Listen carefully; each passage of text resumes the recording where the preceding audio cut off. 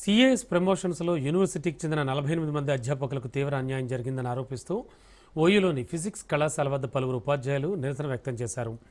ఇంటర్వ్యూలో వారి పనితీరు బాగాలేదని రిజెక్ట్ చేయడం సమంజసం కాదన్నారు.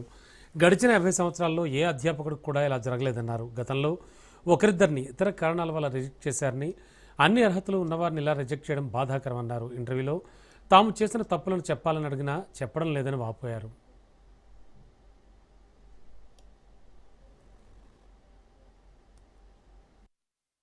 చెప్పుకోవాల్సినటువంటి అధ్యాపకులు ఇక్కడ ఉన్న వాళ్ళంతా కూడా కమిటెడ్ టీచర్స్.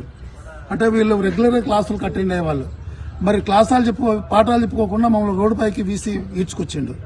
అయితే అవుటా ఒక ప్రశ్న వేయడం జరిగింది ఆల్రెడీ. ఏమన్నా అంటే మీరు ఈ ఇంటర్వ్యూలో ఏ ప్రమాణాలు పాటించిండ్రో, ఏ ప్రమాణాల ప్రకారం సెలెక్ట్ చేసిండో దాని ప్రకారము సెలెక్ట్ అయిన వాళ్ళు, సెలెక్ట్ కాని వాళ్ళ మార్కుల లిస్టు మాకు ఇవ్వమని చెప్పేసి అవుటా అడిగింది.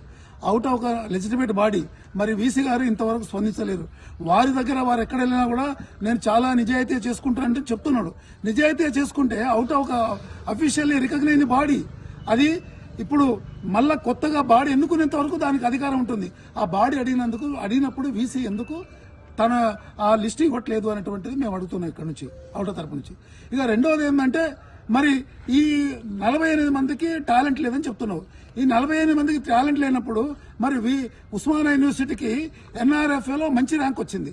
ఎన్ఆర్ఎఫ్లో మంచి ర్యాంక్ వచ్చినప్పుడు వీళ్ళ యొక్క కాంట్రిబ్యూషన్ లేదా? వీళ్ళ యొక్క ఇండెక్షన్స్ మీరు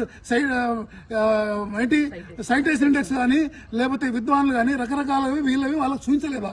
మీరు వీళ్ళ ఇండెక్స్ మేము ఎక్కడ వాడలేదు అని మీరు రాసి మాకు అవుటాకు మీరు అఫిడవిట్ ఇవ్వండి. మీరు అంటే యూనివర్సిటీ ర్యాంకింగ్ ఇంప్రూవ్మెంట్ లో మీ యొక్క ప్రమాణాలు ఏమీ లేదని చెప్పేసి అఫిడవిట్ ఇవ్వండి.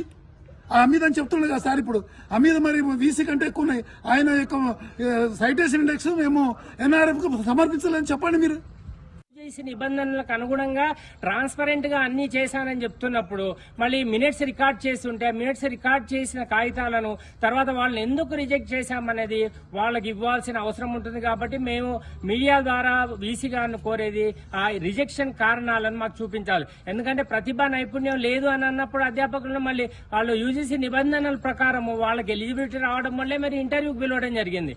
ఎప్పుడైతే ఇంటర్వ్యూ పిలిచారో ఇంటర్వ్యూలో వాళ్ళని రిజెక్ట్ చేయడానికి కారణాలు ఏంటి? మళ్ళీ ఓన్లీ 20% ఇంటర్వ్యూకి మార్కులు ఉంటాయి. అయితే 80% వాళ్ళు త్రూ అయినప్పుడు 20% మార్కులతో మీరు వాళ్ళని ఆపడానికి కారణాలు ఏంటి? అవి చూపించాల్సిన అవసరం అయితే ఎంతైనా ఉంది. దీంట్లో ఇంకోటి కొసమెరుపు ఏంటంటే పోయినసారి బెస్ట్ టీచర్ అవార్డు వచ్చిన అధ్యాపకురాలని రిజెక్ట్ చేయడం జరిగింది. బెస్ట్ రీసెర్చర్ అవార్డు వచ్చిన అధ్యాపకుడిని రిజెక్ట్ చేయడం జరిగింది. ఈ రోజు రేపు నేను అనుకుంటా తెలంగాణ ఇంటలెక్చువల్ ఫోరంలో ఏమంటారు బెస్ట్ టీచర్ గా అవార్డు ఇస్తున్నారు రేపు. అయితే హమీద్ అనే క్యాండిడేట్ ఇంజనీరింగ్ కాలేజీలోనే ఆయనకి హెచ్ ఇండెక్స్ అందరికంటే హైయెస్ట్ ఉంటుంది. మళ్ళీ ఆయనని రిజెక్ట్ చేశారు. మళ్ళీ హెచ్ ఇండెక్స్ ఉండి ఇంజనీరింగ్ కాలేజీలోనే బెస్ట్ టీచర్ అయినప్పుడు ఆయన రిజెక్ట్ చేయడానికి కారణం